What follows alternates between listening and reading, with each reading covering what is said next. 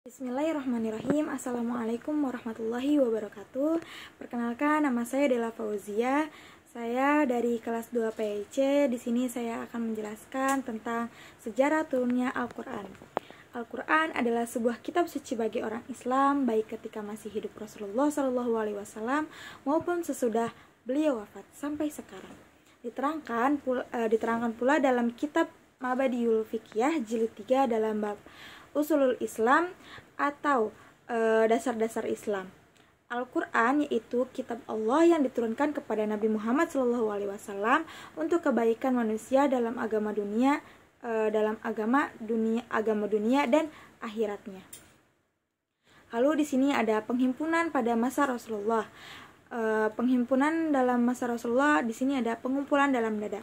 Secara kodrati, bangsa Arab memiliki dua daya hafal yang kuat.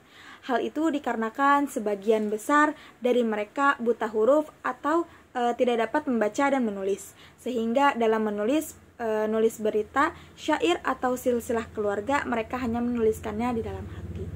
Lalu pengumpulan dalam bentuk tulisan. Dalam suatu catatan disebutkan bahwa sejumlah bahan yang digunakan untuk menyalin wahyu-wahyu yaitu ada riko, likhaf, asib, aktaf, adla, dan adim. Lalu penghimpunan Al-Quran pada masa Khulafaur Rasyidin, Abu Bakar As-Siddiq. Abu Bakar menjalankan urusan Islam sesudah Rasulullah. Ia dihadapkan kepada peristiwa-peristiwa besar berkenaan dengan kemurtadan sebagian orang Arab. Karena itu, ia segera menyiapkan pasukan dan mengirimkannya untuk memerangi orang-orang yang murtad itu. Peperangan Yamamah yang terjadi pada tahun 12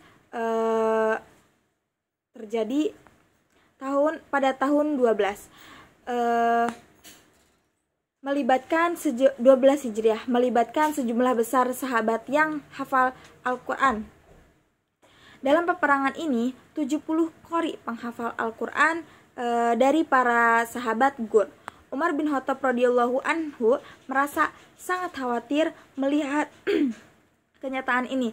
Lalu ia menghadap Abu Bakar radhiyallahu anhu dan mengajukan usul kepadanya agar mengumpulkan dan membukukan Al-Quran karena dikhawatirkan akan musnah, sebab peperangan Yamamah telah banyak membunuh para qori.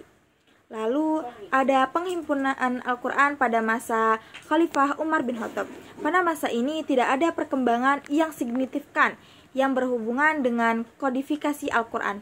Hal ini disebabkan karena Khalifah kedua ini bertugas melanjutkan apa yang telah dicapai oleh Khalifah pertama, yaitu mengembangkan misi untuk menyebarkan Islam dan mensosialisasikan ajaran Islam, yaitu Al-Quran ke berbagai wilayah Daulah Islamiyah baru yang berhasil dikuasai. Lalu penghimpunan Al-Quran pada masa Utsman bin Affan. Pada masa Utsman bin Affan, tepat tahun 15 Hijriah, terjadi perbedaan bacaan Al-Quran di kalangan umat Islam karena beragamnya lembaran mushaf yang beredar. Kekhawatiran ini berupa perpecahan di antara kaum muslimin pun dirasakan langsung oleh sang khalifah. Maka dia berkhutbah, "Kalian yang berada di dekatku saja ikhtilaf atau berbeda pendapat tentang Al-Quran, membacanya dengan lahan, jadi wajar orang-orang yang jauh dariku di kota-kota lain lebih parah perbedaan dan kesalahan dalam membacanya." Lalu penghimpunan Al-Quran pada masa Khalifah Ali bin Abi Thalib. Ali bin Abi Thalib merupakan salah satu individu yang ikuti perintah Nabi Muhammad untuk mengumpulkan versi Al-Quran. Walaupun detail aktivitasnya pada masa khalifahnya relatif minim, dia didominasikan oleh konflik internasional dalam umat Islam selepas serangkaian peristiwa tragis, termasuk pembunuhan Chalib Utsman. Berdasarkan informasi yang tersedia, Ali bin Abi Thalib dipilih oleh Nabi Muhammad untuk bertugas dalam hal pengumpulan Al-Quran. Lalu ada hikmah turunnya Al-Quran secara bertahap. Yang pertama ada menguatkan atau meneguhkan hati Rasulullah. Yang kedua ada tantangan dan mukjizat. Yang ketiga ada mempermudah hafalan dan pemahamannya. Yang keempat ada kesesuaian dengan peristiwa-peristiwa dan pentahapan dalam penetapan hukum. Lalu tahapan turunnya Al-Quran, yang pertama ada Al-Quran diturunkan secara keseluruhan ke Lauhul Mahfuz oleh Allah. Yang kedua diturunkan dari Lauhul Mahfuz ke langit dunia.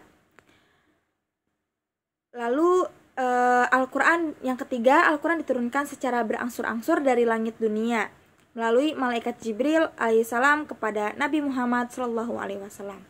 Lalu ciri-ciri kodifikasi Al-Quran, Nabi mengangkat para manusia wahyu Al-Quran seperti Ali, Muawiyah, Ubay bin Ka'ab, dan Zaid bin Sabit, menuliskan para pelepah kurma, lempengan batu, daun lontar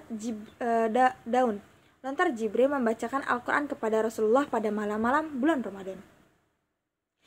Kesimpulan dari ini adalah Al-Quran diturunkan secara berangsur-angsur berupa beberapa ayat dari sebuah surat atau surat yang pendek secara lengkap, dan menyampaikan Al-Quran secara keseluruhan memakan waktu kurang lebih 23 tahun, yakni 13 tahun waktu Nabi masih tinggal di Mekah, 10 tahun waktu Nabi sesudah di Madinah. Al-Quran mulai diturunkan kepada Nabi Muhammad pada malam Lailatul Qadar, tanggal 17 Ramadan, pada waktu Nabi telah berusia 41 tahun bertepatan pada tanggal 6 Agustus 610 Masehi. Wahyu yang pertama-tama kali diterima Nabi ialah ayat 1 sampai dengan 5 surat Al-Alaq pada waktu Nabi sedang berada di Gua Hiro. Sedangkan wahyu terakhir yang diterima Nabi adalah surat Al-Maidah ayat 3 pada tanggal 9 Zulhijjah tahun ke-10 Hijriah atau 7 Maret 632 Masehi. Antara wahyu pertama dan wahyu terakhir diterima Nabi berselang kurang lebih 23 tahun. Mungkin ini saja. Wassalamualaikum warahmatullahi wabarakatuh.